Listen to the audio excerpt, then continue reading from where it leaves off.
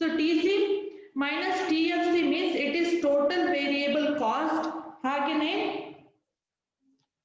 average variable cost. So ಇದನ್ನು ಹೇಗೆ count ಮಾಡ್ತೇವೆ?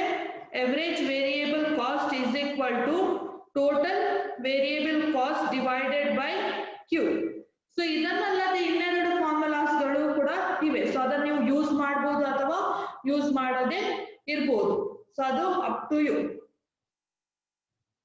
ಸೊ ನೆಕ್ಸ್ಟ್ ಕಾನ್ಸೆಪ್ಟ್ ಬರೋದು ಟೋಟಲ್ ಕಾಸ್ಟ್. ಸೊ ಇವತ್ತು ನಾವು ಏನು ಸ್ಟಡಿ ಮಾಡ್ತೇವೆ ಅಂತ ಹೇಳಿದ್ರೆ ಟೋಟಲ್ ಕಾಸ್ಟ್ ನ ಬಗ್ಗೆ ಸ್ಟಡಿ ಮಾಡ್ತೇವೆ. So today we are studying about the total cost. So total cost ಅಂತ ಹೇಳಿದ್ರೆ ಏನಾಗುತ್ತೆ? Total cost ಅಂತ ಹೇಳಿದ್ರೆ total fixed cost plus total variable cost ಅನ್ನು ಕಂಬೈನ್ ಮಾಡುವಾಗ ನಮಗೆ is equal to total cost ಸಿಗುತ್ತೆ. So total cost is nothing but the total cost of one industry or one firm. So ಒಂದು ಕಾರ್ಖಾನೆ ಇರ್ಬೋದು ಅಥವಾ ಒಂದು ಉತ್ಪನ್ನ ಘಟಕ ಇರ್ಬೋದು, ಒಂದು ಕೈಗಾರಿಕೆ ಇರ್ಬೋದು, ಅದರಲ್ಲಿ ಒಟ್ಟು ಖರ್ಚು ಏನಾಗುತ್ತೆ ಅದನ್ನ ನಾವು ಟೋಟಲ್ ಕಾಸ್ಟ್ ಅಂತ ಹೇಳ್ತೇವೆ. ಸೊ ಇಲ್ಲಿ ಟೋಟಲ್ ಕಾಸ್ಟ್ ಅಂತ ಹೇಳಿದ್ರೆ ಒಟ್ಟು ಖರ್ಚು. ಸೊ ಒಟ್ಟು ಖರ್ಚು ನಮ್ಗೆ ಯಾವ್ದ್ರಿಂದ ಸಿಗುತ್ತೆ? ಯಾವಾಗ ನಾವು total fixed cost plus total variable cost ಮಾಡುತ್ತೇವೆ ಆವಾಗ ನಮ್ಗೆ ಟೋಟಲ್ ಕಾಸ್ಟ್ ಸಿಗುತ್ತೆ. ಸೊ ಟೋಟಲ್ ಕಾಸ್ಟ್ ಅಂತ ಹೇಳಿದ್ರೆ ನಾವು ಟೋಟಲ್ ಫಿಕ್ಸ್ಡ್ ಕಾಸ್ಟ್ ಮತ್ತೆ ಟೋಟಲ್ ವೇರಿಯಬಲ್ ಕಾಸ್ಟ್ ಅನ್ನು ಆಡ್ ಮಾಡಬೇಕು. ಸೊ ಇಲ್ಲಿ ನೋಡಿ, ಇಲ್ಲಿ ಫಾರ್ಮುಲಾ ಇದೆ. ಸೊ ಟೋಟಲ್ ಕಾಸ್ಟ್ ಅದು ಫಾರ್ಮುಲಾ ಏನಂತ ಹೇಳಿ ಕೊಟ್ಟಿದ್ದಾರೆ? Total fixed cost plus total variable cost. So I hope you are clear total cost ಅಂತ ಹೇಳಿದ್ರೆ ಏನಂತ ಹೇಳಿ. So total cost means we have to add total fixed cost and total variable cost. So ಕನ್ನಡದಲ್ಲಿ ನಾವು total cost ಅನ್ನು ಒಟ್ಟು ಖರ್ಚು ಅಂತ ಹೇಳ್ತೇವೆ. ಸೊ ಒಟ್ಟು ಖರ್ಚು ನಮ್ಗೆ ಯಾವಾಗ ಸಿಗುತ್ತೆ? ಯಾವಾಗ ನಾವು ಟೋಟಲ್ ಫಿಕ್ಸ್ಡ್ ಕಾಸ್ಟ್ ಮತ್ತೆ ಟೋಟಲ್ ವೇರಿಯಬಲ್ ಕಾಸ್ಟ್ ಅನ್ನು ಆಡ್ ಮಾಡ್ತೇವೆ. ಸೊ ಆವಾಗ ನಮ್ಗೆ ಏನ್ ಸಿಗುತ್ತೆ?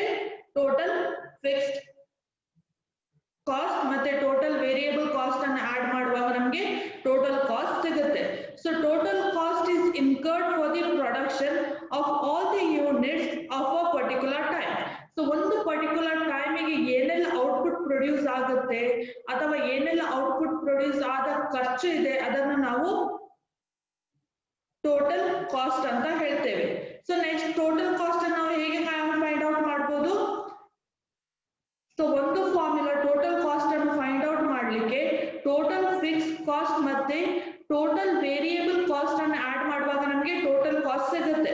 ಸೊ ಇನ್ನೊಂದು ಫಾರ್ಮುಲಾ ಇದೆ. ಸೊ ಎಕ್ಸಾಂಪಲ್ ನಿಮಗೆ ಟೇಬಲ್ ಅಲ್ಲಿ ಈಗ ಫಿಕ್ಸ್ಡ್ ಕಾಸ್ಟ್ ಕೂಡ ಕೊಡ್ಲಿಲ್ಲ, ವೇರಿಯಬಲ್ ಕಾಸ್ಟ್ ಕೂಡ ಕೊಡ್ಲಿಲ್ಲ, ಆಗ ಹೇಗೆ ಟೋಟಲ್ ಕಾಸ್ಟ್ ಅನ್ನು ಫೈಂಡ್ ಔಟ್ ಮಾಡ್ತೀರಿ ಎಂಬುದು ಕ್ವಶನ್. ಸೊ ಈಗ ನಿಮ್ಗೆ ಎಕ್ಸಾಮ್ ಹಾಲ್ ಅಲ್ಲಿ ಕುತ್ಕೊಂಡಿದ್ದೀರಿ. ಸೊ ಇಲ್ಲಿ ನಿಮ್ಗೆ ಟೋಟಲ್ ಫಿಕ್ಸ್ಡ್ ಕಾಸ್ಟ್ ಕೂಡ ಕೊಡ್ಲಿಲ್ಲ, ಟೋಟಲ್ ವೇರಿಯಬಲ್ ಕಾಸ್ಟ್ ಕೂಡ ಕೊಡ್ಲಿಲ್ಲ. ಟೋಟಲ್ ಕಾಸ್ಟ್ ಅನ್ನು ಫೈಂಡ್ ಔಟ್ ಮಾಡಿ ಅಂತ ಹೇಳಿ ಕ್ವಶನ್ ಅನ್ನು ಕೊಟ್ಟಿದ್ದಾರೆ. So it is difficult for you. ಒಂದ್ ವೇಳೆ ಯಾವುದೇ ಕಂಟೆಂಟ್ ಇಲ್ಲದಿದ್ರೆ ಫೈಂಡ್ ಔಟ್ ಮಾಡ್ಲಿಕ್ಕೆ ಆಗುತ್ತಾ? ಇಲ್ಲ. ಸೊ ಆಗ ಏನ್ ಮಾಡ್ಬೋದು?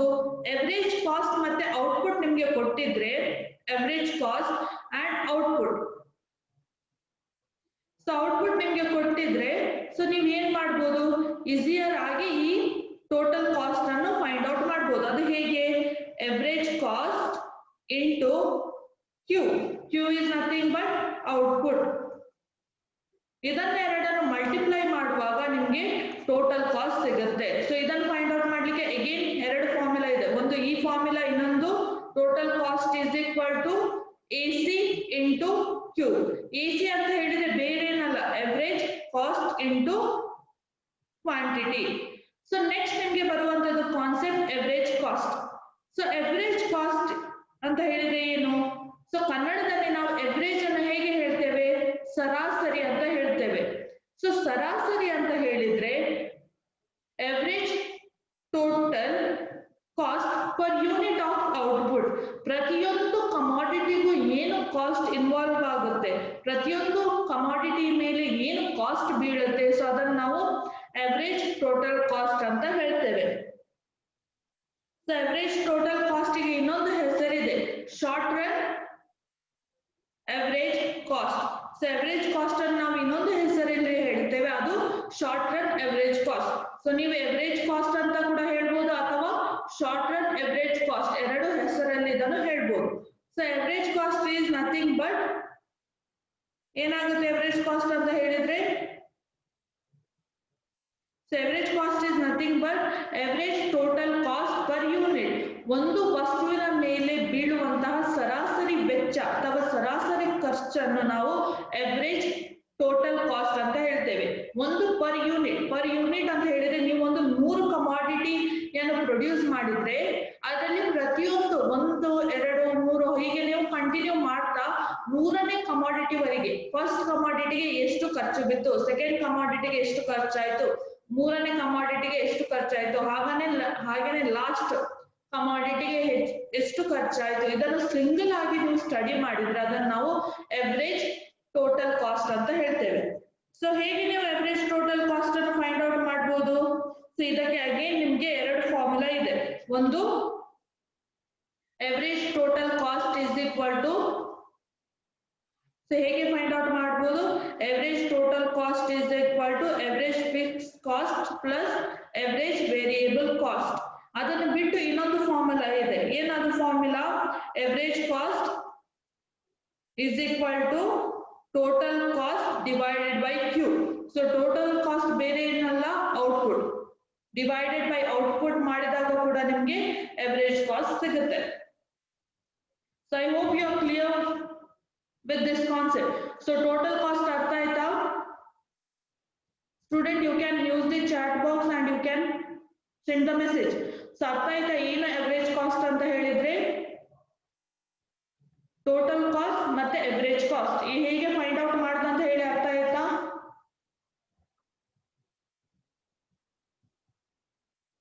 ಹೇಗೆ ಫೈಂಡ್ ಔಟ್ ಮಾಡ್ದ ಅಂತ ಹೇಳಿ ಅರ್ಥ ಆಯ್ತಲ್ಲ students? So very good. Okay, you understood. Okay fine. So ನಾವೀಗ ನೆಕ್ಸ್ಟ್ ಕಾನ್ಸೆಪ್ಟ್ ಅನ್ನು ಸ್ಟಡಿ ಮಾಡ್ಲಿಕ್ಕೆ ಹೋಗುವ. ಸೊ ಈಗ ಏನಾಯ್ತು, ನಾವು ಎವರೇಜ್ ಕಾಸ್ಟ್ ಸ್ಟಡಿ ಮಾಡಿದ್ವಿ, ಟೋಟಲ್ ಕಾಸ್ಟ್ ಸ್ಟಡಿ ಮಾಡಿದ್ವಿ, ಎವರೇಜ್ ವೇರಿಯೇಬಲ್ ಕಾಸ್ಟ್ ಆಯ್ತು, ಟೋಟಲ್ ವೇರಿಯೇಬಲ್ ಕಾಸ್ಟ್ ಆಯ್ತು, ಎವರೇಜ್ ಫಿಕ್ಸ್ಡ್ ಕಾಸ್ಟ್ ಆಯ್ತು, ಹಾಗೇನೆ ಟೋಟಲ್ ಫಿಕ್ಸ್ಡ್ ಕಾಸ್ಟ್, ಈ ಎಲ್ಲಾ ಕಾನ್ಸೆಪ್ಟ್ ಅನ್ನು ಸ್ಟಡಿ ಮಾಡಿದ್ವಿ. ಸೊ ಈಗ ನಮ್ಗೆ ನೆಕ್ಸ್ಟ್ ಸ್ಟಡಿ ಮಾಡಕ್ಕೆ ಇರುವಂತದ್ದು ಮಾರ್ಜಿನಲ್ ಕಾಸ್ಟ್. ಸೊ ನಾವು ನೆಕ್ಸ್ಟ್ ಯಾವ್ದನ್ನು ಸ್ಟಡಿ ಮಾಡ್ತೇವೆ ಅಂತ ಹೇಳಿದ್ರೆ ಮಾರ್ಜಿನಲ್ ಕಾಸ್ಟ್ ಅನ್ನು ಸ್ಟಡಿ ಮಾಡ್ತೇವೆ. ಸೊ ಮಾರ್ಜಿನಲ್ ಕಾಸ್ಟ್ ಅಂತ ಹೇಳಿದ್ರೆ ಏನು? Ramesh, you have any doubt?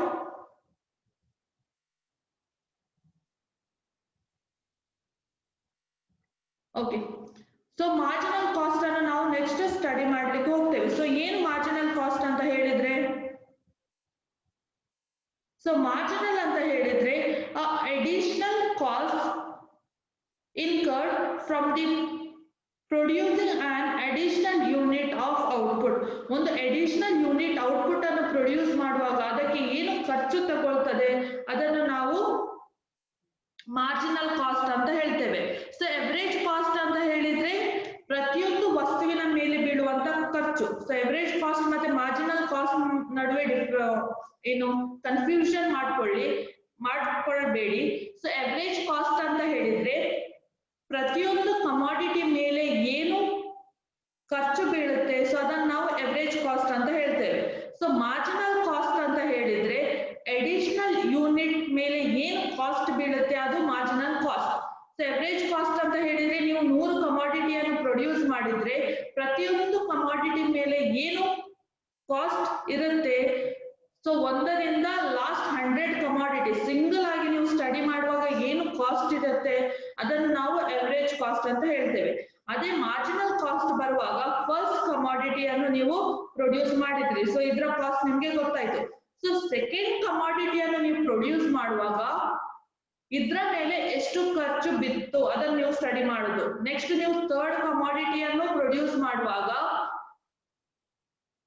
ಈಗ ಏನ್ ಮಾಡ್ಬೇಕು ನೀವು? 3 - 2 = 1. ಸೊ ಇದು ಥರ್ಡ್ ಕಮಾಡಿಟಿ ಮೇಲೆ ಎಷ್ಟು ಖರ್ಚು ಬಿತ್ತು.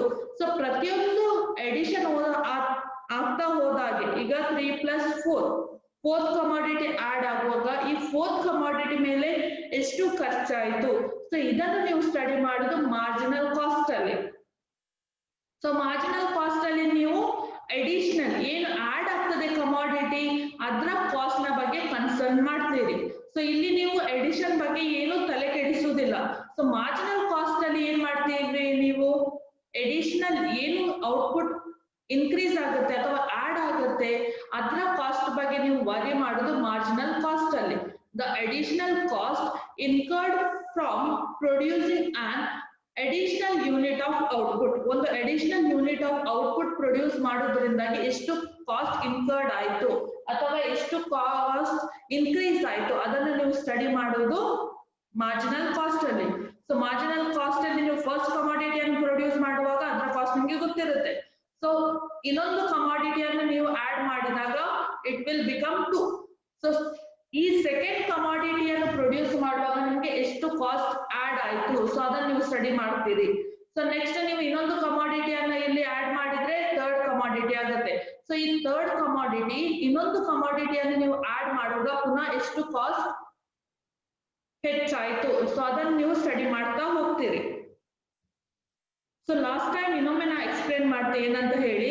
ಸೊ ಎವರೇಜ್ ಕಾಸ್ಟ್ ಅಂತ ಹೇಳಿದ್ರೆ ಪ್ರತಿಯೊಂದು ವಸ್ತುವಿನ ಮೇಲೆ, ಪ್ರತಿಯೊಂದು ಕಮಾಡಿಟಿಯ ಮೇಲೆ ಬೀಳುವಂತ ಕಾಸ್ಟ್. ಎಕ್ಸಾಂಪಲ್, ನೀವು ಚಾಕ್ಲೇಟ್ ಅನ್ನು ಪ್ರೊಡ್ಯೂಸ್ ಮಾಡ್ತಾ ಇದ್ದೀರಿ. ಸೊ ಟೋಟಲ್ 10 ಚಾಕ್ಲೇಟ್ ಅನ್ನು ಪ್ರೊಡ್ಯೂಸ್ ಮಾಡಿದ್ರಿ. ಸೊ 10 ಚಾಕ್ಲೇಟ್ ಅನ್ನು ಪ್ರೊಡ್ಯೂಸ್ ಮಾಡ್ಲಿಕ್ಕೆ ನಿಮ್ಗೆ 100 ರೂಪಾಯಿ ಬೇಕಾಯ್ತು. ಸೊ 100 ರೂಪಾಯಿ ನಿಮ್ಗೆ ಖರ್ಚಾಯ್ತು. ಸೊ ನೀವ್ ಏನ್ ಮಾಡ್ತೀರಿ ಈಗ 10 ಡಿವೈಡೆಡ್ ಬೈ 100 ಮಾಡ್ತೀರಿ. ಸೊ ಆಗ ಎಷ್ಟಾಗುತ್ತೆ, ಆರ್ 100 ಡಿವೈಡೆಡ್ ಬೈ 10 ಮಾಡ್ತೀರಿ. ಸೊ ಆಗ ಎಷ್ಟಾಗುತ್ತೆ, average cost is equal to 100 divided by 10. So 100 ಎಲ್ಲಿಂದ ಬಂತು, 100 ನಾವು ಏನು ಚಾಕ್ಲೇಟ್ ಪ್ರೊಡ್ಯೂಸ್ ಮಾಡಿದ್ದೇವೆ, 10 ಏನು ದ ಕಾಸ್ಟ್ ಪರ್ ಔಟ್ಪುಟ್ ಅನ್ನು ನೀವು ನೋಡ್ಲಿಕ್ಕೆ ಹೋಗ್ತಾ ಇದ್ದೀರಿ. ಸೊ 100 ನೀವು total commodity. Okay, 1 second student, sorry. So average cost ಅನ್ನು ಹೇಗೆ ಕ್ಯಾಲ್ಕುಲೇಟ್ ಮಾಡೋದು ಅಂತ ಹೇಳಿದ್ರೆ, ನೀವು 10 ಚಾಕ್ಲೇಟ್ಸ್ ಅನ್ನು ಈಗ ಪ್ರೊಡ್ಯೂಸ್ ಮಾಡಿದ್ದೀರಿ, ಅದಕ್ಕೆ 100 ರೂಪೀಸ್ ಕಾಸ್ಟ್ ನಿಮ್ಗೆ ತಗಲಿದೆ. ಸೊ ನೀವು ಏನ್ ಮಾಡ್ತೀರಿ ಈಗ, ಪ್ರತಿಯೊಂದು ಕಮಾಡಿಟಿಗೆ ಎಷ್ಟು ಕಾಸ್ಟ್ ಆಗ್ತದೆ ಅಂತ ಹೇಳಿ ನಿಮ್ಗೆ ನೋಡ್ಬೇಕು. ಸೊ ಅದಕ್ಕೋಸ್ಕರ ನೀವು ಏನ್ ಮಾಡ್ತೀರಿ, 100 ಡಿವೈಡೆಡ್ ಬೈ 10. ಸೊ ಎಷ್ಟಾಯ್ತು, 10. So 10 rupees is the cost per output ಪ್ರತಿಯೊಂದು ಚಾಕ್ಲೇಟಿಗೂ. ಸೊ ಪ್ರತಿಯೊಂದು ಚಾಕ್ಲೇಟಿಗೂ ನೀವು ಎಷ್ಟೆಷ್ಟು ರೂಪೀಸ್ ಇನ್ವೆಸ್ಟ್ ಮಾಡಿದ್ದೀರಿ, 10 ರೂಪೀಸ್ ಅನ್ನು ಇನ್ವೆಸ್ಟ್ ಮಾಡಿದ್ದೀರಿ. That is about average cost. Next ನಿಮ್ಗೆ ಬೇಕಾಗಿರೋದು ಈಗ ಮಾರ್ಜಿನಲ್ ಕಾಸ್ಟ್. ಸೊ ನೀವು ಮಾರ್ಜಿನಲ್ ಕಾಸ್ಟ್ ಅನ್ನು ಸ್ಟಡಿ ಮಾಡಬೇಕು. ಸೊ ಮಾರ್ಜಿನಲ್ ಕಾಸ್ಟ್ ಅಲ್ಲಿ ಏನಾಗುತ್ತೆ ಅಂತ ಹೇಳಿದ್ರೆ, ನೀವು ಫಸ್ಟ್ ಕಮಾಡಿಟಿಯನ್ನು ಪ್ರೊಡ್ಯೂಸ್ ಮಾಡುವಾಗ 10 ರೂಪೀಸ್ ಇದಕ್ಕೆ ಕಾಸ್ಟ್ ಆಯ್ತು. ಅದೇ ಸೆಕೆಂಡ್ ಕಮಾಡಿಟಿ ಹೋಗುವಾಗ ಅಗೇನ್ 10 ರೂಪೀಸ್ ಕಾಸ್ಟ್ ಆಯ್ತು. ಸೊ ಮಾರ್ಜಿನಲ್ ಕಾಸ್ಟ್ ಅಲ್ಲಿ ನೀವು ಏನ್ ಮಾಡ್ತೀರಿ ಅಂತ ಹೇಳಿದ್ರೆ, ಫಸ್ಟ್ ಕಮಾಡಿಟಿಯಿಂದ ಸೆಕೆಂಡ್ ಕಮಾಡಿಟಿಗೆ ಈಗ ಇದರ ಟೋಟಲ್ 20. ಸೊ 20 ಇಂದ ನೀವು ಏನ್ ಮಾಡ್ತೀರಿ, 20 is the total cost. So ಈಗ ನಿಮ್ಗೆ ಮಾರ್ಜಿನಲ್ ಕಾಸ್ಟ್ ಸಿಗ್ಬೇಕು. ಸೊ ಮಾರ್ಜಿನಲ್ ಕಾಸ್ಟ್ ಅಲ್ಲಿ ಏನ್ ಮಾಡ್ತೀರಿ, delta TC divided by delta Q. Q is nothing but output. So ಹೇಗೆ ಫೈಂಡ್ ಔಟ್ ಮಾಡ್ತೀರಿ ಔಟ್ಪುಟ್ ಅನ್ನು, 10. ಸೊ ಇಲ್ಲಿಯ ಟೋಟಲ್ ಕಾಸ್ಟ್ ಈಗ 20 ಆಗಿದೆ. ಸೊ 20 ಮೈನಸ್ 10 ಅಂತ ಹೇಳಿದ್ರೆ ಎಷ್ಟಾಯ್ತು, 10. ಸೊ ಇದರ ಕಾಸ್ಟ್ ನಿಮ್ಗೆ 10 ರೂಪೀಸ್ ಆಗಿದೆ. ಸೊ 2 ಮೈನಸ್ 1, 2 ಮೈನಸ್ 1 ಎಷ್ಟಾಯ್ತು, 1. So 10 divided by 1 is equal to 10. So ಇದು marginal cost. I hope you are clear with the concept. Marginal cost ಅಂತ ಹೇಳಿದ್ರೆ ಏನು, ಎವರೇಜ್ ಕಾಸ್ಟ್ ಅಂತ ಹೇಳಿದ್ರೆ ಏನಂತ ಹೇಳಿ. ಸೊ ಕನ್ಫ್ಯೂಷನ್ ಆಗ್ತಾ ಇದೆನಾ? So Vijay, do you have any doubt?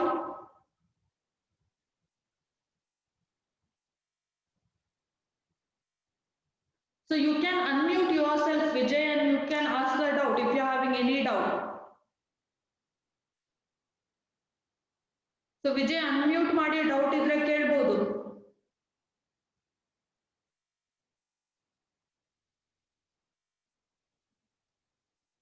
So okay. So next ಯಾರಿಗಾದ್ರೂ ಡೌಟ್ ಇದ್ರೆ ನೀವು ಚಾಟ್ ಬಾಕ್ಸ್ ಅನ್ನು ಯೂಸ್ ಮಾಡಿ ಕ್ವೆಶ್ಚನ್ ಅನ್ನು ಕಳಿಸಿ. So anyone having the doubt? ಅರ್ಥ ಆಯ್ತಾ ಏನು ಎವರೇಜ್ ಕಾಸ್ಟ್ ಅಂತ ಹೇಳಿ, ಏನು ಮಾರ್ಜಿನಲ್ ಕಾಸ್ಟ್ ಅಂತ ಹೇಳಿ?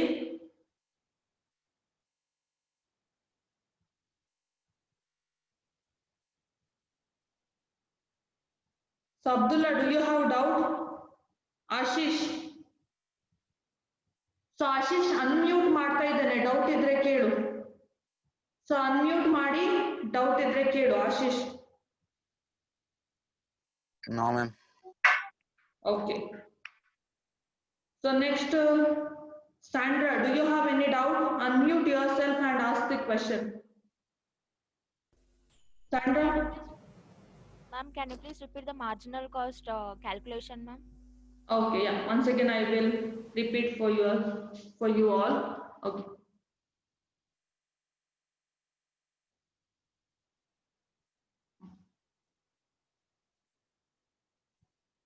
Okay. So marginal cost ಅಂತ ಹೇಳಿದ್ರೆ ನೀವು ಏನು ಔಟ್ಪುಟ್ ಅನ್ನು ಪ್ರೊಡ್ಯೂಸ್ ಮಾಡ್ತಾ ಹೋಗ್ತೀರಿ ಅದರ ಮೇಲೆ ಬೀಳುವಂತ ಕಾಸ್ಟ್. ಸೊ ನೀವು ಯಾವತ್ತು ಇಂಡಸ್ಟ್ರಿಯಲ್ಲಿ ಏನ್ ಮಾಡ್ತೀರಿ, ಫಸ್ಟ್ ಒಂದು ಕಮಾಡಿಟಿಯನ್ನು ಪ್ರೊಡ್ಯೂಸ್ ಮಾಡ್ತೀರಿ. ಅದರ ನಂತರ ಏನಾಗುತ್ತೆ, ನೀವು ಸೆಕೆಂಡ್ ಕಮಾಡಿಟಿ, ಹಾಗೆ ಕಮಾಡಿಟಿಯನ್ನು ಪ್ರೊಡ್ಯೂಸ್ ಮಾಡೋದು ಆಡ್ ಆಗ್ತಾ ಹೋಗುತ್ತೆ. ಸೊ ಈಗ ಮಾರ್ಜಿನಲ್ ಕಾಸ್ಟ್ ಅನ್ನು ಏನಾಗುತ್ತೆ ಅಂತ ಹೇಳಿದ್ರೆ, ಫಸ್ಟ್ ಕಮಾಡಿಟಿಯನ್ನು ಏನು ಪ್ರೊಡ್ಯೂಸ್ ಮಾಡುವಾಗ ಕಾಸ್ಟ್ ಇರುತ್ತೆ, ಸೊ ಆ ಕಾಸ್ಟ್ ಅದರ ಜೊತೆ ನೀವು ಏನು ಮೈನಸ್ ಮಾಡ್ತೀಯ ಅಂತ ಹೇಳಿದ್ರೆ ಸೆಕೆಂಡ್ ಔಟ್ಪುಟ್ ಅನ್ನು ಏನು ಪ್ರೊಡ್ಯೂಸ್ ಮಾಡ್ತೀರಿ ಅದರ ಮೇಲೆ ಬೀಳುವಂತ ಕಾಸ್ಟ್, ಇದರ ಮೇಲೆ ಏನು ಕಾಸ್ಟ್ ಇರುತ್ತೆ ಅದನ್ನು. ಸೊ ಈಗ ನಾನು ಎರಡೇ ವಸ್ತುಗಳನ್ನು ಉತ್ಪಾದನೆ ಮಾಡಿದ್ರೆ ಅಲ್ಲಿಗೆ ನಂದು ಕಾಸ್ಟ್ ಇಕ್ವೇಶನ್ ಮುಗಿಯುತ್ತದೆ, ಮಾರ್ಜಿನಲ್ ಕಾಸ್ಟ್ ಇಕ್ವೇಶನ್ ಮುಗಿಯುತ್ತದೆ. ಆದ್ರೆ ನಾನೀಗ ಥರ್ಡ್ ಕಮಾಡಿಟಿಯನ್ನು ಪ್ರೊಡ್ಯೂಸ್ ಮಾಡಿದೆ. ಸೊ ಈಗ ನಾನು ಏನ್ ಮಾಡ್ಬೇಕು, 2 - 3 ಮಾಡ್ಬೇಕು. ಯಾಕಂತ ಹೇಳಿದ್ರೆ ಈಗ ಥರ್ಡ್ ಕಮಾಡಿಟಿ ಏನಾಗಿದೆ, ಇದು ನಮ್ದು ಎಡಿಷನ್ ಕಮಾಡಿಟಿ. ಸೊ ಇದ್ರ ಕಾಸ್ಟ್ ಅನ್ನು ನಾವು ಕೌಂಟ್ ಮಾಡ್ತೇವೆ.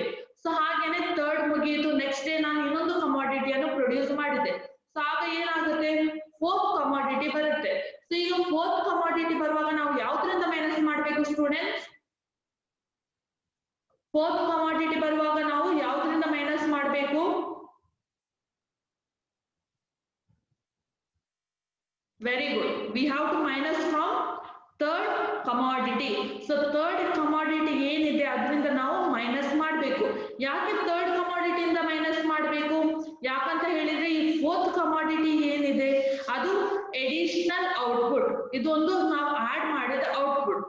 ಸೊ ನಾವು ಚಾಕ್ಲೇಟ್ ಅದು ಈಗಷ್ಟೇ ನಾನು ಎಕ್ಸಾಂಪಲ್ ಕೊಟ್ಟೆ, ಅದು ಹೇಗೆ ವರ್ಕ್ ಆಗುತ್ತೆ ಅಂತ ಹೇಳಿದ್ರೆ, ನೀವು ಫಸ್ಟ್ ಚಾಕ್ಲೇಟ್ ಅನ್ನು ಪ್ರೊಡ್ಯೂಸ್ ಮಾಡುವಾಗ 10 ರೂಪೀಸ್ ನಿಮ್ಗೆ ಖರ್ಚಾಯ್ತು. ಅದೇ ಸೆಕೆಂಡ್, ಈಗ ನಿಮ್ದು ಟೋಟಲ್ ಕಾಸ್ಟ್ ಎಷ್ಟಿರುತ್ತೆ ಇಲ್ಲಿ, ಫಸ್ಟ್ ಕಮಾಡಿಟಿಯನ್ನು ಪ್ರೊಡ್ಯೂಸ್ ಮಾಡುವಾಗ ನಿಮ್ಗೆ 10 ರೂಪೀಸ್ ಖರ್ಚಾದ್ರೆ ನಿಮ್ಮ ಟೋಟಲ್ ಕಾಸ್ಟ್ ಆ ಟೈಮ್ ಅಲ್ಲಿ ಎಷ್ಟಿರುತ್ತೆ? So that is my question. So answer ಮಾಡಿ ನೋಡುವ. Saba, very good Saba. It will be 10 only. So ಹಾಗೇನೆ ಸೆಕೆಂಡ್ ಕಮಾಡಿಟಿಯನ್ನು ಪ್ರೊಡ್ಯೂಸ್ ಮಾಡುವಾಗ ನಿಮ್ಮ ಕಾಸ್ಟ್ 10 ರೂಪೀಸ್ ಆಯ್ತು. ಸೊ ಹಾಗಾದ್ರೆ ಈಗ ಟೋಟಲ್ ಕಾಸ್ಟ್ ಎಷ್ಟಿರುತ್ತೆ? ಸೆಕೆಂಡ್ ಕಮಾಡಿಟಿಯನ್ನು ಪ್ರೊಡ್ಯೂಸ್ ಮಾಡುವಾಗ cost 10. Very good Saida. So it will become as 20. ಹೇಗೆ 20? 10 + 10 20. ಸೊ ಈಗ ನಾವು ಮಾರ್ಜಿನಲ್ ಕಾಸ್ಟ್ ಹೇಗೆ ಫೈಂಡ್ ಔಟ್ ಮಾಡೋದು ಅಂತ ಹೇಳಿ. ಸೊ ಇಲ್ಲಿ ನಾವು ಎಡಿಷನ್ ಮಾಡಿದ ಯೂನಿಟ್ ಯಾವುದು? ಸೆಕೆಂಡ್. ಸೊ ಹಾಗಾದ್ರೆ ನಾವು ಏನ್ ಮಾಡ್ಬೇಕು, ಟೋಟಲ್ ಕಾಸ್ಟ್ ಏನಿದೆ 10 - 20. 20 ಎಲ್ಲಿಂದ ಬಂತು? ಈ ಟೋಟಲ್ ಕಾಸ್ಟ್.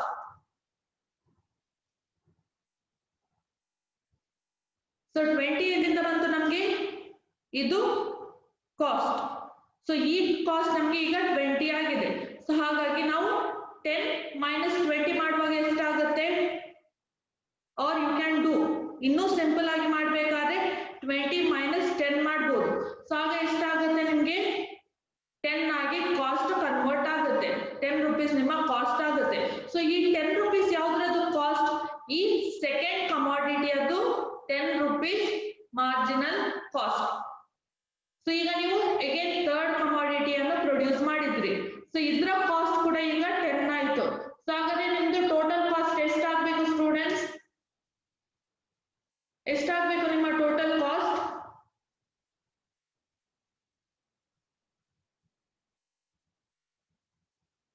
ಥರ್ಡ್ ಕಮಾಡಿಟಿಯನ್ನು ಪ್ರೊಡ್ಯೂಸ್ ಮಾಡುವಾಗ very good. So So it will again become as 30. So ಇದೇನಾಗ ಎಷ್ಟಾಗುತ್ತೆ 30 ಆಗುತ್ತೆ. ಸೊ ಹಾಗಾದ್ರೆ ಥರ್ಡ್ ಕಮಾಡಿಟಿ ಅದು ಮಾರ್ಜಿನಲ್ ಕಾಸ್ಟ್ ಹೇಗೆ ಫೈಂಡ್ ಔಟ್ ಮಾಡೋದು ಅಂತ ಹೇಳಿ. ಸೊ ಯಾರು ಆನ್ಸರ್ ಮಾಡ್ತೀರಿ? ಸೊ ನಿಮ್ಮನ್ನ ನಾನು ಅನ್ಮ್ಯೂಟ್ ಮಾಡ್ತೇನೆ. ಸೊ ಯಾರು ಆನ್ಸರ್ ಮಾಡ್ತೀರಿ ನನಗೆ? ಸೊ ಯಾರು ಆನ್ಸರ್ ಮಾಡ್ತೀರಿ ಅವರ ಹ್ಯಾಂಡ್ ರೇಸ್ ಅನ್ನು ಮಾಡಬಹುದು.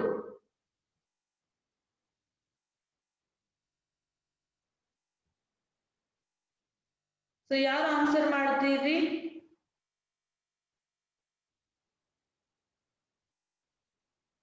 ಸೊ ಯಾರು ಆನ್ಸರ್ ಮಾಡ್ತೀರಾ ಅವರ ಹ್ಯಾಂಡ್ ರೈಸ್ ಆಪ್ಷನ್ ಅನ್ನು ಯೂಸ್ ಮಾಡಿ ಅವರನ್ನ ಅನ್ಮ್ಯೂಟ್ ಮಾಡ್ತೇನೆ. ಸೊ ನೀವು ನನಗೆ ಆನ್ಸರ್ ಅನ್ನು ಕೊಡ್ಬೋದು. ಸೊ ಯಾರು ಆನ್ಸರ್ ಮಾಡ್ಲಿಕ್ಕೆ ರೆಡಿ ಇಲ್ವಾ? You can use the hand raise option.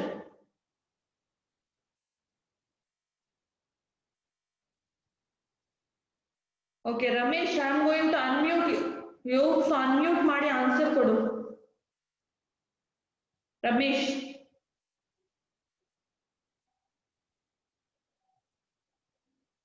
So Ramesh ಯಾರದ ಐಡಿ ನೇಮ್ ಇದೆ, ಸೊ ಅವರ ಅನ್ಮ್ಯೂಟ್ ಮಾಡಿ ಆನ್ಸರ್ ಕೊಡ್ಬೋದು, ಆನ್ಸರ್ ಗೊತ್ತಿದ್ರೆ.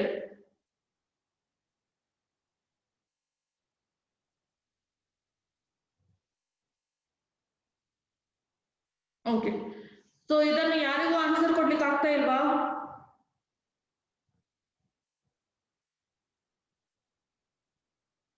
ಓಕೆ, ಕ್ವೆಶನ್ ಇನ್ನೊಮ್ಮೆ ನಾನು ರಿಪೀಟ್ ಮಾಡ್ಬೇಕಾ? ಕ್ವೆಶನ್ ಏನಂತ ಹೇಳಿದ್ರೆ, ಸೊ ನಾವೀಗ ಇಲ್ಲಿ ಥರ್ಡ್ ಕಮಾಡಿಟಿಯನ್ನು ಪ್ರೊಡ್ಯೂಸ್ ಮಾಡಿದ್ದೇವೆ. ಸೊ ಥರ್ಡ್ ಕಮಾಡಿಟಿಯದ್ದು ಈಗ ಮಾರ್ಜಿನಲ್ ಕಾಸ್ಟ್ ಎಷ್ಟಾಗುತ್ತೆ? ಸೊ ಈ ಥರ್ಡ್ ಕಮಾಡಿಟಿಯದ್ದು ಮಾರ್ಜಿನಲ್ ಕಾಸ್ಟ್ ಎಷ್ಟಾಗುತ್ತೆ ಅಂತ ಹೇಳಿ ನನ್ನ ಕ್ವೆಶನ್. ಸೊ ಇದನ್ನು ನೀವು ಹೇಗೆ ಕೌಂಟ್ ಮಾಡ್ತೀರಾ ಅಂತ ಹೇಳಿ. I hope you are clear with the question. So question ಏನಂತ ಹೇಳಿದ್ರೆ, ಥರ್ಡ್ ಕಮಾಡಿಟಿ ಅದು ಕಾಸ್ಟ್ 10 rupees. ಸೊ ನಿಮ್ಮ ಟೋಟಲ್ ಕಾಸ್ಟ್ 30 ಆಗುತ್ತೆ, ಹೌದಲ್ವಾ? ಸೊ ಈಗ ಈ ಥರ್ಡ್ ಕಮಾಡಿಟಿ ಅದು ನನಗೆ ಮಾರ್ಜಿನಲ್ ಕಾಸ್ಟ್ ಬೇಕು. ಸೊ ಈ ಮಾರ್ಜಿನಲ್ ಕಾಸ್ಟ್ ಅನ್ನು ಹೇಗೆ ಕೌಂಟ್ ಮಾಡ್ತೀರಾ ಅಂತ ಹೇಳಿ. ಓಕೆ, ಸೊ ಯಾರು ಆನ್ಸರ್ ಮಾಡ್ತೀರಿ? ರಮ್ಯಾ. ಸೊ ರಮ್ಯಾ ಅನ್ಮ್ಯೂಟ್ ಮಾಡಿ ಆನ್ಸರ್ ಕೊಡು.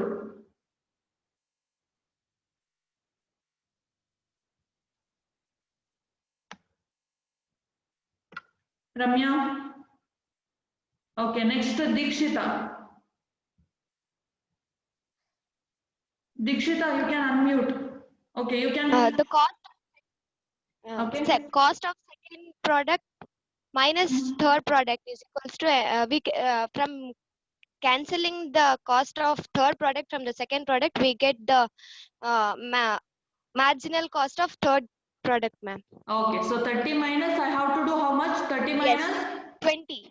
20. Okay, so it will be 10. It will be the marginal cost of third commodity. So ಹಾಗಾದ್ರೆ ನಿಮಗೆ ಅರ್ಥ ಆಯ್ತು ಅಂತ ಹೇಳಿ ಆಯ್ತು. ಸೊ ಅರ್ಥ ಆಯ್ತಲ್ಲ ಸ್ಟೂಡೆಂಟ್ಸ್? ಸೊ ಅರ್ಥ ಆಯ್ತಲ್ಲ ನಿಮ್ಗೆ ಹೇಗೆ ಈಗ ಮಾರ್ಜಿನಲ್ ಕಾಸ್ಟ್ ಫೈಂಡ್ ಔಟ್ ಮಾಡುದು ಅಂತ ಹೇಳಿ? Okay, so very good. So ಹಾಗಾದ್ರೆ ನಮ್ದು ಇಲ್ಲಿ ಏನು ಕಾಸ್ಟ್ ಅನ್ನು ನಾವು ಎಂತ ಕೌಂಟ್ ಮಾಡ್ತೇವೆ ಅದು ಇಲ್ಲಿಗೆ ಮುಗಿಯಿತು. ಸೊ ವೆರಿ ಗುಡ್, ನೀವು ಚಾಟ್ ಬಾಕ್ಸ್ ಅಲ್ಲಿ ಕೂಡ ಆನ್ಸರ್ ಅನ್ನು ಸೆಂಡ್ ಮಾಡ್ತಾ ಇದ್ದೀರಿ. Okay, you are responding very well. So ಹಾಗಾದ್ರೆ ನಿಮ್ಗೆ ಈಗ ಅರ್ಥ ಆಯ್ತು ಹೇಗೆ ನಾವು ಕಾಸ್ಟ್ ಅನ್ನು ಕೌಂಟ್ ಮಾಡಬಹುದು ಅಂತ ಹೇಳಿ. ಸೊ ಯಾವ್ದೆಲ್ಲ ಕಾಸ್ಟ್ ಕಾನ್ಸೆಪ್ಟ್ ಅನ್ನು ಕಲಿತ್ವಿ ನಾವು ಟೋಟಲ್ ಆಗಿ? ಫಸ್ಟ್ ಟೋಟಲ್ ಫಿಕ್ಸ್ಡ್ ಕಾಸ್ಟ್ ಅನ್ನು ಕಲಿತ್ವಿ, ಅದಾದ ನಂತರ average fixed cost, next total variable cost, ಇದರಲ್ಲಿ ಇನ್ನೊಂದು ಎವರೇಜ್ ವೇರಿಯೇಬಲ್ ಕಾಸ್ಟ್, ಅದಾದ ನಂತರ ನಾವು ಟೋಟಲ್ ಕಾಸ್ಟ್ ಅನ್ನು ಕಲಿತ್ವಿ, ಅದರ ಜೊತೆಗೆ ಎವರೇಜ್ ಕಾಸ್ಟ್, ಲಾಸ್ಟ್ ಗೆ ನಾವು ಕಲಿತ್ಕೊಂಡದ್ದು ಮಾರ್ಜಿನಲ್ ಕಾಸ್ಟ್. ಟೋಟಲ್ ಆಗಿ 7 ಕಾಸ್ಟ್ ಅನ್ನು ನಾವು ಕಲಿತ್ವಿ. ಸೊ ಇದರಲ್ಲಿ ಯಾರಿಗಾದ್ರೂ ಡೌಟ್ ಇದೆನಾ? ಸೊ ಇಕ್ವೇಶನ್ ಅನ್ನು ನಾನು ಇನ್ನೊಮ್ಮೆ ನಿಮ್ಗೆ ರಿಪೀಟ್ ಮಾಡ್ತೇನೆ ಹೇಗೆ ಇಕ್ವೇಶನ್ ಅನ್ನು ಮಾಡ್ಕೊಳ್ಳೋದು ಅಂತ ಹೇಳಿ. ಸೊ ಯಾರಿಗಾದ್ರೂ ಡೌಟ್ ಇದೆನಾ ಯಾವ ಕಾನ್ಸೆಪ್ಟ್ ಅಲ್ಲಾದ್ರೂ ಹೇಗೆ ಯಾವ ಫಾರ್ಮುಲಾವನ್ನು ಹೇಗೆ ಕೌಂಟ್ ಮಾಡುದಂತ ಹೇಳಿ?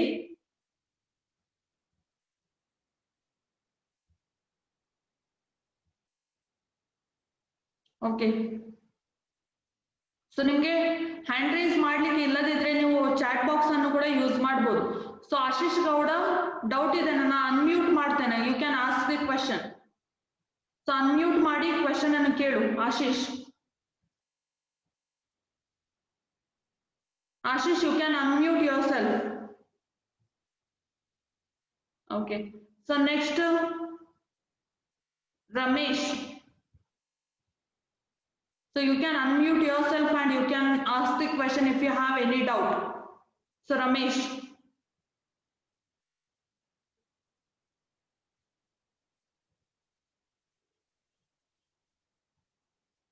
Doubt idena? Hello ma'am, hello. ಹೇಳಿ, ಡೌಟ್ ಇದೆನಾ? Hello. ಕೇಳ್ತಾ ಇದೆ, ಡೌಟ್ ಇದ್ರೆ ಹೇಳಿ.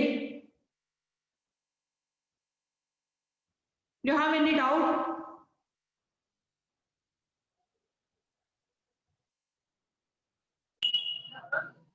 You have any doubt?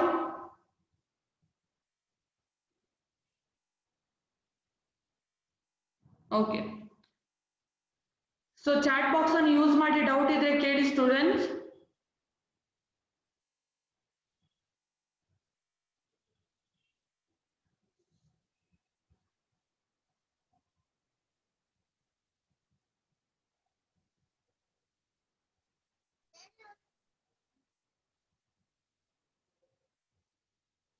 So ನನಗೆ ನಿಮ್ಮ ಮೆಸೇಜ್ ಸಿಗ್ತಾ ಇದೆ, ಸೊ ಡೌಟ್ ಮಾಡಬೇಡಿ. ಸೊ ಏನಾದರೂ ಡೌಟ್ ಇದೆ ನೀವು ಚಾಟ್ ಬಾಕ್ಸ್ ಅಲ್ಲಿ ಸೆಂಡ್ ಮಾಡಿ, ಅದಕ್ಕೆ ರೆಸ್ಪಾಂಡ್ ಮಾಡ್ತೇವೆ. ಸೊ ಚಾಟ್ ಬಾಕ್ಸ್ ಅನ್ನು ನಾನು ನೋಡ್ತಾ ಇದ್ದೇನೆ, ಸೊ ಡೌಟ್ ಮಾಡಬೇಡಿ ನಾನು ನೋಡ್ತಾ ಇದ್ದೇನಾ ಇಲ್ವಾ ಅಂತ ಹೇಳಿ. ಸೊ ವಿ 2027 ಯಾರು? ಸೊ ಅನ್ಮ್ಯೂಟ್ ಮಾಡಿ, ಎಂತಾದ್ರೂ ಡೌಟ್ ಇದ್ರೆ ಕೇಳ್ಕೊಳ್ಳಿ.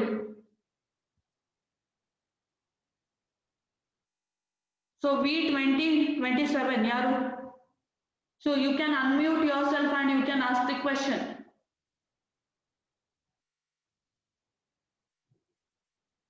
So ಅದಕ್ಕೋಸ್ಕರ ಸ್ಟೂಡೆಂಟ್ಸ್ ನೀವು ನಿಮ್ಮ ಹೆಸರನ್ನು ಹಾಕಿ, ಯಾಕಂತ ಹೇಳಿ ನಮ್ಗೆ ಗೊತ್ತಾಗಲ್ಲ. ಸೊ ನಾನು ನಿಮ್ಗೆ ಮೈಕ್ ಅನ್ನು ಪಾಸ್ ಮಾಡ್ಬೇಕಿದ್ರೆ ನಿಮ್ಗೆ ಹೆಸರು ನಾವು ಅನೌನ್ಸ್ ಮಾಡ್ಬೇಕು. ಸೊ ನಿಮ್ಗೂ ಗೊತ್ತಾಗ್ಬೇಕು ನಿಮ್ಮದೇ ಹೆಸರನ್ನ ಹೇಳ್ತಿದ್ದೇನೆ ಅಂತ ಹೇಳಿ. So okay. ಸೊ ಯಾರಿಗೂ ಡೌಟ್ ಇಲ್ಲ ಅಲ್ಲ?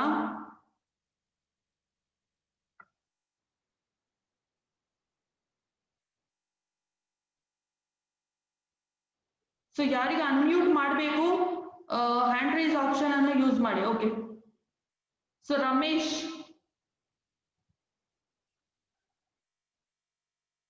Unmute your self.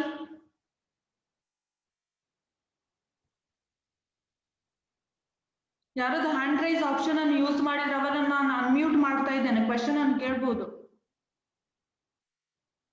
Okay. So ಒಂದ್ ವೇಳೆ ಡೌಟ್ ಇಲ್ಲದಿದ್ರೆ ನಾವು ಕಂಟಿನ್ಯೂ ಮಾಡುವ.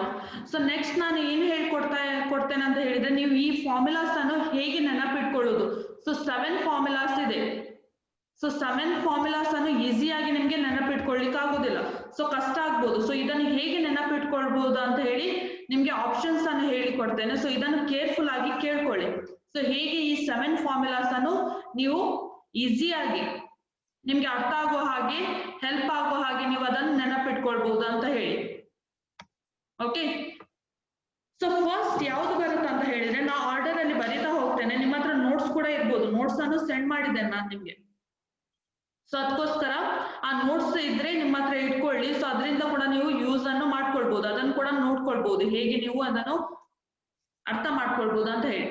ಸೊ ಫಸ್ಟ್ ಇಲ್ಲಿ ನಮ್ಗೆ ಯಾವ್ದು ಬರುತ್ತೆ, ಟೋಟಲ್ ಫಿಕ್ಸ್ ಕಾಸ್ಟ್ ಬರುತ್ತೆ. ನೆಕ್ಸ್ಟ್ ನಮ್ಗೆ ಟೋಟಲ್ ವೇರಿಯೇಬಲ್ ಕಾಸ್ಟ್ ಬರುತ್ತೆ. ನೆಕ್ಸ್ಟ್ ಟೋಟಲ್ ಕಾಸ್ಟ್ ಬರುತ್ತೆ. ಸೊ ಈ ಮೂರರಲ್ಲೂ ಕಾಮನ್ ಏನಂತ ಹೇಳಿದ್ರೆ ಟಿ.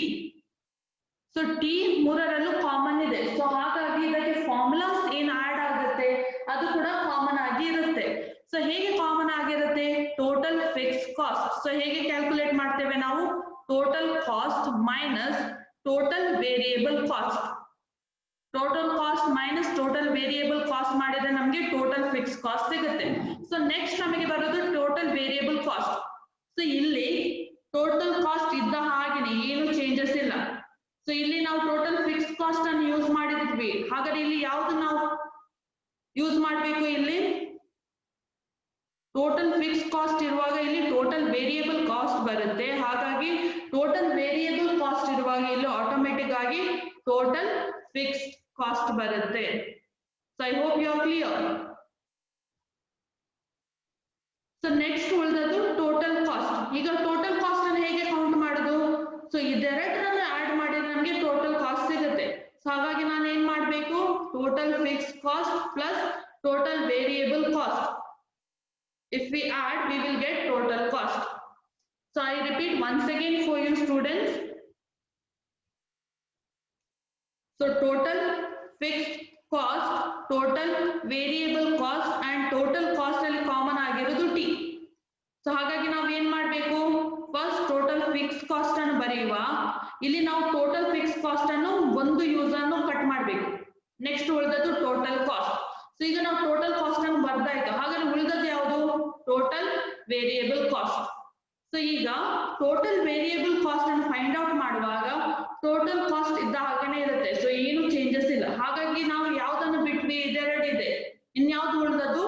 Total fix cost.